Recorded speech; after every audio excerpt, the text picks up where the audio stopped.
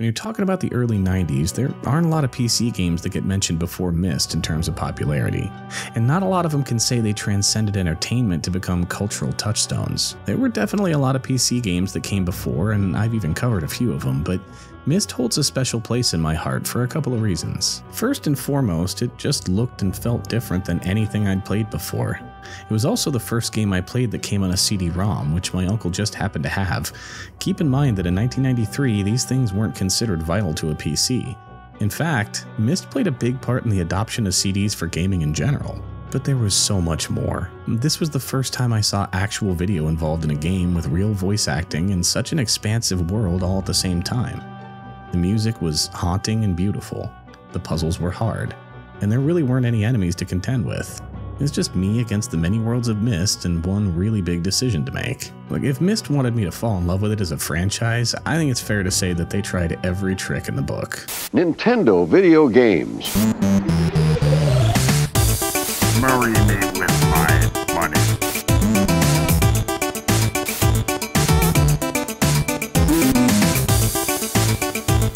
Now you're playing with power.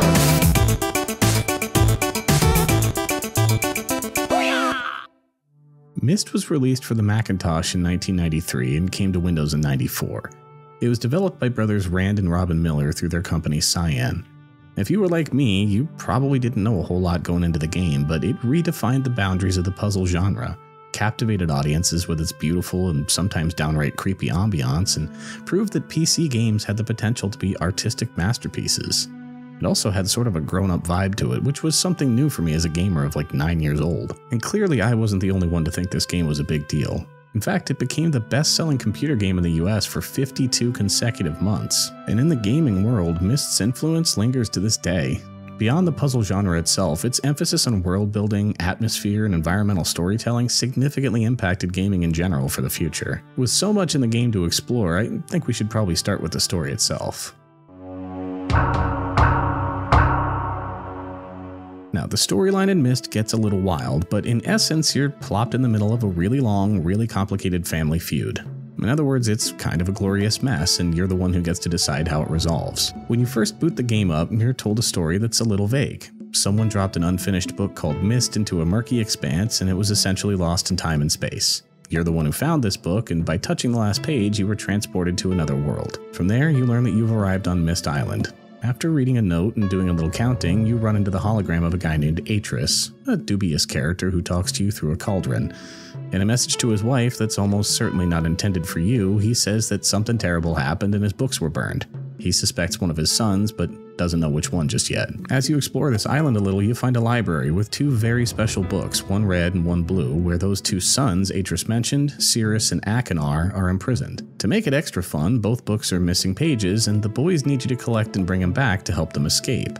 Between the static of a scrambled cable porno channel, they plead their cases to you, and you're left with a choice on who to trust. There are plenty of other books in this library to read, though, and they do give a lot more detail on the rest of the ages you end up exploring. There's a deep history to each one, and it turns out that Atris actually made several special books as portals to the different worlds or ages that you can visit. So off we go, exploring multiple ages, finding clues and solving puzzles, and ultimately collecting those red and blue pages. As you keep going, you realize eventually you're going to have to make a choice on who to trust here. And that's where the story gets really interesting, because there are technically 4 different endings to the game. A quick spoiler alert, I am going to cover the endings, so if you don't want to hear that part, skip ahead.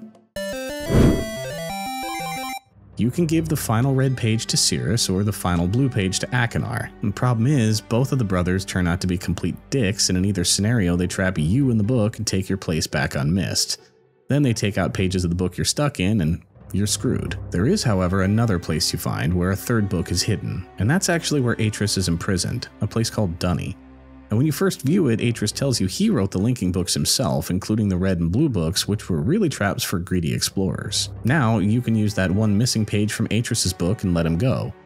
But if you enter the book without doing that part, you end up trapped in Dunny too, so it's just you and Atris for all of eternity. If you do track down the last page and give it to Atris, he uses it to get back to Myst and proceeds to destroy both the red and blue books. Justice, as he sees it, for what they did. And then and only then are you free to move about Myst, and you basically beat the game. But in the end, it's still a creepy scavenger hunt, and at the very end is just a dysfunctional family reunion. Myst is all about puzzle solving, and you're interacting with the world around you with little more than the pointer you're given. You don't have an inventory and you don't collect items, save for the red and blue pages, of which you can only carry one at a time.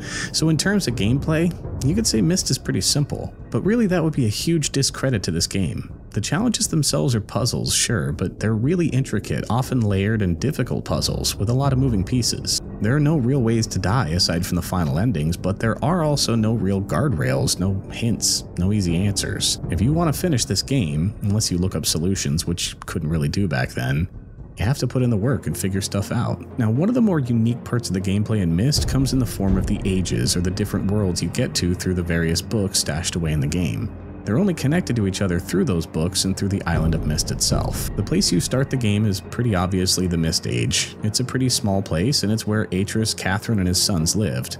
But it's also where the library is, the red and blue books which contain the imprisoned Cirrus and Achenar and all the connections to the other ages.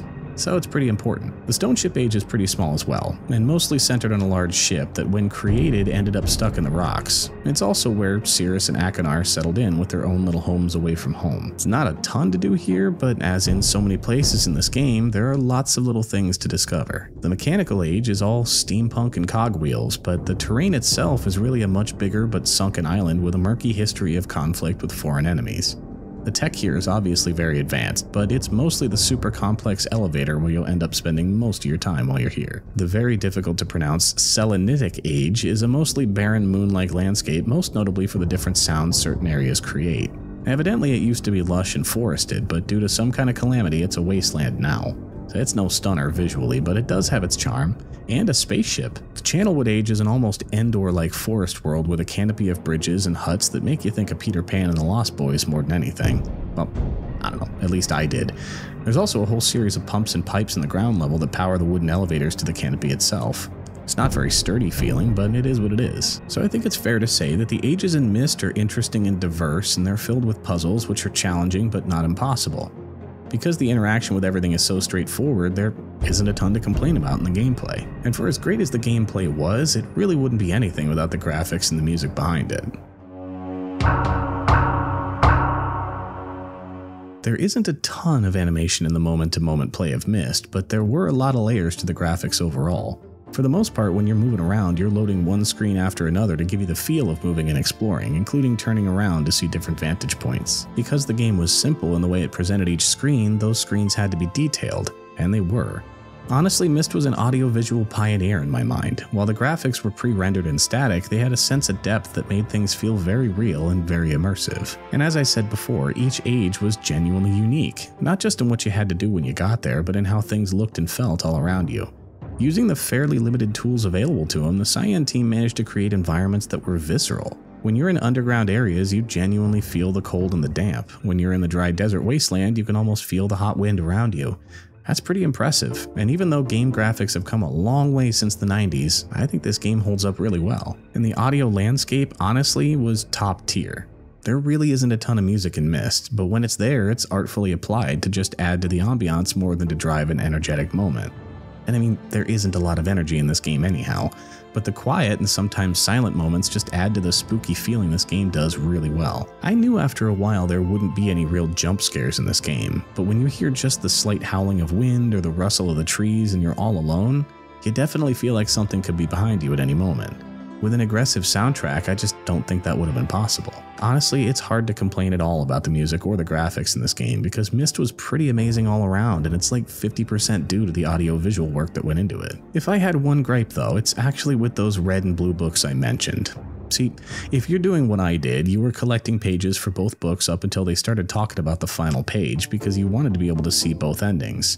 That's the beauty of a game like this having a save system. But if you do that, you end up going back and forth to the books a whole bunch of times, and that static that seems to keep them stuck in the books is also really annoying after a while. It doesn't really let up, and the videos are fairly long. In fact, the dialogue portions in all the videos are really long. It's incredible that they were able to get videos into the game at all, but it's worth noting that having the speaker volume down is a good idea if you don't want to go nuts. Honestly though, I'm nitpicking here, because in general the music and the graphics of Myst were fantastic. Well, I think we've learned something today. If you're looking to make an impact as a game developer, doing something that hasn't really been done before is a really good way to go about it. And it's a testament to the success of this game that it not only broke records, but actually helped to make CD-ROM games a normal thing moving forward. I strongly suggest you give this game a playthrough, preferably by yourself, in the dark, and with a notebook nearby. And remember to be careful which book you choose, because if they say a picture's worth 1,000 words, picking the wrong book can be like 1,000 hours of just sitting and watching Atris do whatever it is he's doing. Anyway, thanks for watching. We'll see you next time.